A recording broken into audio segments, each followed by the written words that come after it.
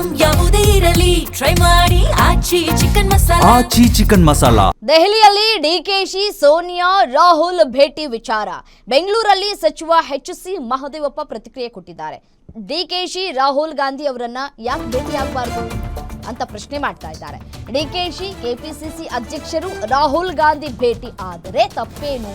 ಅಧಿಕಾರ ಹಂಚಿಕೆಯದ್ದು ಯಾವುದು ಚರ್ಚೆಯೇ ಇಲ್ಲ. ಎಲ್ಲಾ ವಿಷಯಗಳು ಇರೋದು ಹೈಕಮಾಂಡ್ನ ಬಳಿ. ಸಿದ್ದರಾಮಯ್ಯ ಅಧಿಕಾರ ಬಿಟ್ಟು ಕೊಡುವ ವಿಚಾರವೇ ಇಲ್ಲ ಅಂತ ಹೇಳಿ ಬೆಂಗಳೂರಿನಲ್ಲಿ ಸಚಿವ ಎಚ್.ಸಿ. ಮಹದೇವಪ್ಪ ಹೇಳಿಕೆಯನ್ನ ಕೊಟ್ಟಿದ್ದಾರೆ.